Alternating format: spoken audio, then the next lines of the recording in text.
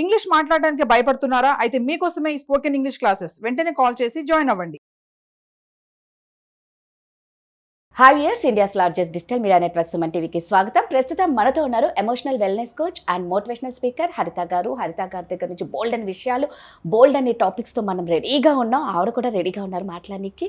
నమస్తే అండి. నమస్తే. నమస్తే రాధా. హరిత, మనం ఈ మధ్య కాలంలో లవ్ మ్యారేజ్ అనేది ఒక ఫ్యాషన్ అయిపోయిందనే చెప్పుకోవాలి.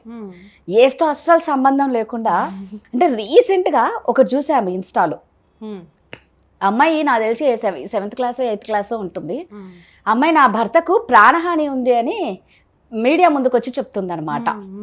అమ్మాయిని సరిగ్గా చూస్తే 8th క్లాసే అని అనిపిస్తుంది. మేబీ వీళ్ళకి బాధ్యతలు తెలియక అది కూడా ఒక లైఫ్లో ఒక ఎంజాయ్ అనుకొని పెళ్ళిని ఎంజాయ్గా భావిస్తున్నారేమో కానీ బాధ్యతగా తీసుకోలేదు.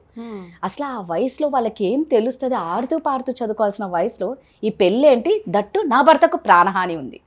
అసలు ఎంత సిల్లీగా ఉందో ఈ టాపిక్. అయితే అంటే వాళ్ళలో హార్మోనల్ చేంజెస్ అవుతాయి రాధా. మనం కూడా ఇప్పుడు 12-13 ఇయర్స్ రాగానే ప్యూబర్టీ అయిపోయింది అనగానే మనకు స్టార్ట్ అవుతుంది కదా hormonal changes. It's natural to attract the opposite sex. వాళ్ళ ఆపోజిట్ జెండర్కి అట్రాక్ట్ అవ్వటం అన్నదే ఆ oestrogen and progesterone levels in అమ్మాయిలకి అవి రిలీజ్ అవుతాయి సెక్స్ హార్మోన్స్. అబ్బాయిలో వచ్చేసి టెస్టోస్టెరాన్ రిలీజ్ అవుతుంది. ఆ పర్పస్ ఏంటి? ఆ హార్మోన్స్ మన పిట్యూటరీ గ్లాండ్స్లో రిలీజ్ అయ్యేదంటే it's to attract the opposite person. Opposite జెండర్ని అట్రాక్ట్ చేయడానికే అవి ఉంటాయి. So everybody will go through.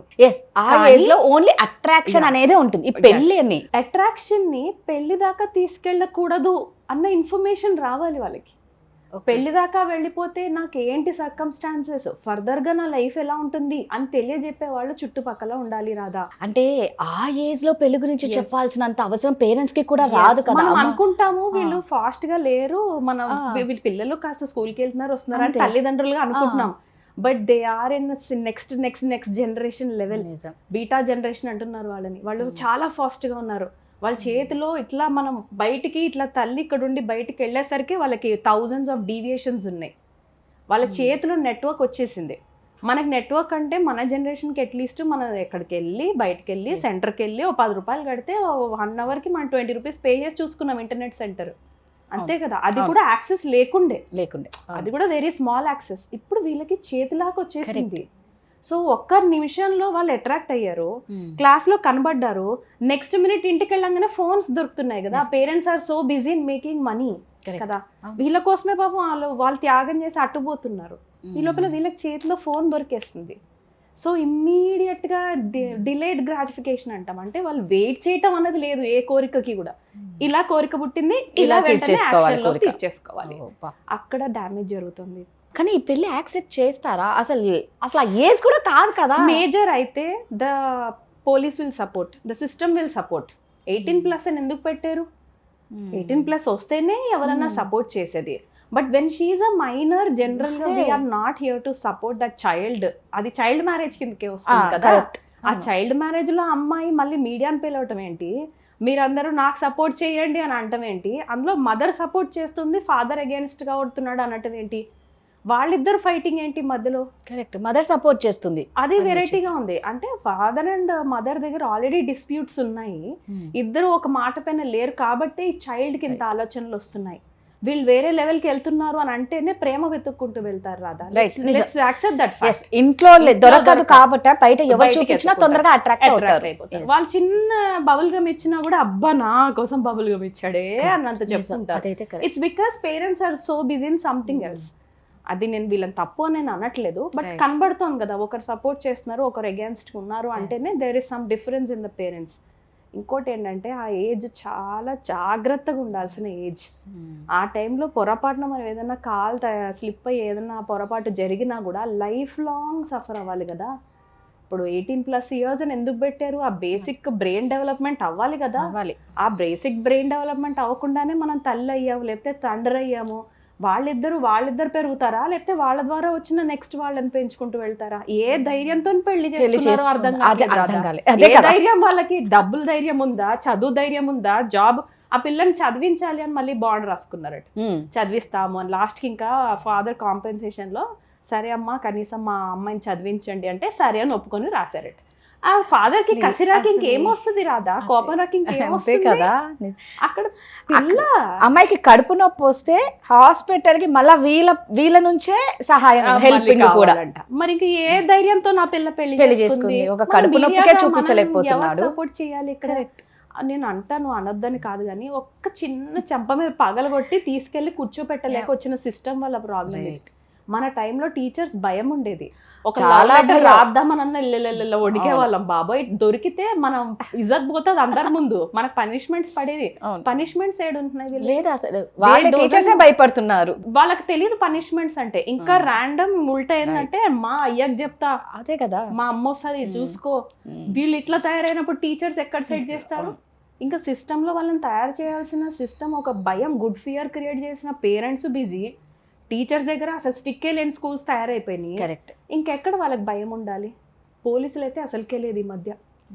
పోలీసులు కూడా ఉల్టా ఆపి మరి టీనేజర్స్ ఆర్గ్యూ చేస్తున్న రోజులు ఇవి. వాళ్ళు పాపం లాగా ఫాలో అయిదామన్నా కూడా ఎవరు ఫాలో అయ్యారు. మా నాన్న ఏమంటాడు, ఒక అబ్బాయి ఆపి మరి రోడ్ పైన మా నాన్న వీడియో తీస్తుంటే కూడా వాడికి ఎంత ధైర్యము, ఎందుకంటే మా నాన్న ఎట్లన్నా నన్ను బయట తీసుకొస్తాడు, నువ్వు నన్ను ఎక్కించి చూస్తా అంటున్నాడు వాడు. ఇంత ధైర్యం పేరెంట్స్ ఇచ్చేస్తే, అబ్బాయిలు తాగే బెదిరిస్తున్నారు, అమ్మాయిలు కూడా తాగి వాళ్ళని బెదిరిస్తున్నారు. అది ఇంకా అసలు మనం చెప్పుకోవాలన్నా గలీజ్ గా ఉంటది. కానీ నిజంగా అది అమ్మాయిలు కూడా అలాగే అయిపోయినారు. వాళ్ళంటే సరే తాగడమే తప్పు, పట్టుకున్న తర్వాత ఓ పక్క అన్ని షూట్ చేస్తున్నారు అని తెలుసు అంటే తాగిన మైకం అలా ఉంటుందేమో వీళ్ళకి. ముందు ఏది పబ్లిక్ గా అలౌడ్, ఏది పబ్లిక్ గా నాట్ అలౌడ్, ఏది ఏ ఏజ్ తర్వాత అలౌడ్, ఏది నాట్ అలౌడ్ అని పేరెంట్స్ ఇద్దరు కూడా ఫస్ట్ పెళ్లి అయ్యేటప్పుడు ఒక మాట అనుకుని పెళ్లి చేసుకోవాలి రాదా. మరీ అక్కడికి వెళ్తున్నాను అనదు. మనకంటూ పిల్లలు పుడితే మనం ఎలా పెంచాలి, మాకు జీ లిస్ట్ అని రాసుకోమని చెప్పింది ఒక ఆవిడ. ఎందుకనంటే ఆ జీ లిస్ట్ పిల్లలు ఎలా ఉండాలి, పిల్లలకు ఓన్లీ డబ్బులు ఇచ్చేసి వాళ్ళు చదువుకోవడానికి ₹1,00,00,000 దాచామని కాదు కదా. వాళ్ళు పెరుగుతున్నప్పుడు వాళ్ళు ఎలాంటి ఎన్వైరన్మెంట్ లో ఉండాలి, వాళ్ళు ఎలాంటి సంస్కారాలతో పెరగాలి, వాళ్ళలో మనం పెట్టాల్సిన వాల్యూ సిస్టమ్ ఏంటి అని కూడా మనం ఇప్పటి నుంచి ప్లాన్ చేసుకోవాలని చెప్పారు. మరి అలాంటిది మనం అలాంటి మాట్లాడకపోతే ఇంకెలా? మిస్టేక్స్ చేస్తారు రాదా, everybody is allowed to do mistakes. కానీ ఆ మిస్టేక్స్ నుంచి ఎలా రికవరీ అవ్వాలి అన్నది మనం నేర్పించగలగాలి. అది చేసుకొని వెళ్ళిపోయింది, ఇప్పుడు అయిపోయిన తర్వాత చేతులు కాలిన తర్వాత ఆకులు పట్టుకుని ఏం లాభం అన్నట్టే ఉంది. అసలు బాధాకరమైన విషయం ఏంటి అంటే ఆ ఏజ్ లో చెప్పాల్సినవి పేరెంట్స్ వేరే ఉంటాయి.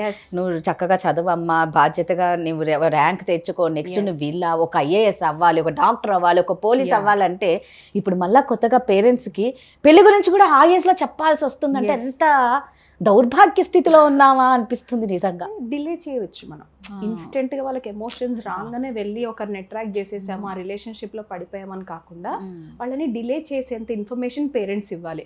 ఇలా అనిపిస్తుందమ్మా, తప్పదు, నేను కాదనట్లేదు, కానీ wait for some time, 5 years wait చేయండి, 4 years వెయిట్ చేయండి, ఫర్ 10 years వెయిట్ చేయండి, మీరు మీ కాళ్ళ మీద నిలబడిన తర్వాత మీరే చేసుకుందరు కానీ అప్పుడు మేము అందరం సపోర్ట్ చేస్తాము అని ఎప్పుడైతే మనం చెప్పడం స్టార్ట్ చేస్తారో వాళ్ళు మనల్ని నమ్మి అట్లీస్ట్ ఇంట్లో ఉంటారు.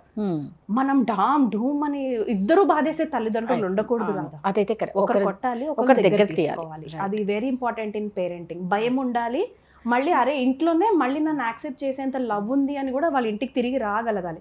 ఇద్దరు డమాల్ అని బాధేశారు అనుకో, వాళ్ళు బయటకు వెళ్ళిపోతారు. We don't know what that girl went through. నేను ఇది కాకపోతే ఇంకోటి ఏంటంటే ఈ జనరేషన్ భయం లేదు రాదా, let me accept that as an emotional wellness coach. నేను చెప్తున్నా, నన్ను ఏం చేసినా నడుస్తుంది సమాజంలో అన్న అది వెళ్ళిపోయింది వీళ్ళకి message. Some how the law should be very strict గా మళ్ళీ మనం బేస్ నుంచి స్టార్ట్ చేసుకుంటా టపా చిన్న స్కేల్ తీసుకుని వాళ్ళ కళ్ళ ముందు అయితే పెట్టాలనిపిస్తుంది. లేదు, కరెక్ట్, నిజంగా అట్లా చేస్తే కానీ ఎందుకంటే భయం లేదు. మెచ్యూరిటీగా ఉన్నవాళ్ళు, పెళ్లి అంటే వద్దు అన్న వాళ్ళు ఎక్కువ మంది ఉన్నారు. ఇట్లా ఏమీ తెలియని పిల్లలు మాత్రం పెళ్లి చేసుకుంటూ నా భర్తకు ప్రాణహాని అనే ఒక టైటిల్ ని పెట్టుకొని వైరల్ అవ్వడం. Misuse of law is happening a lot.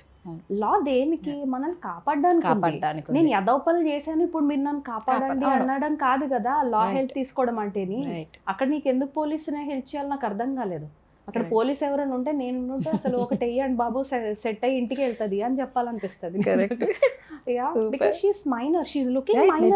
చాలా అసలు 8th class 7th class వాళ్ళు అన్నము వండుకోవాలని రావాలా, వాళ్ళంతటి వాళ్ళు పనులు చేసుకోవడం వచ్చిన తర్వాత పోనీ పెళ్లి అవన్నీ ఆలోచిద్దరు కదా. మీరు ఇంకా ఎవరైనా ప్యాక్ చేస్తే మీరు పట్టుకెళ్ళే స్టేజ్ లో ఉన్నప్పుడు మీకు పెళ్లి దాకా వచ్చిందా రిలేషన్షిప్.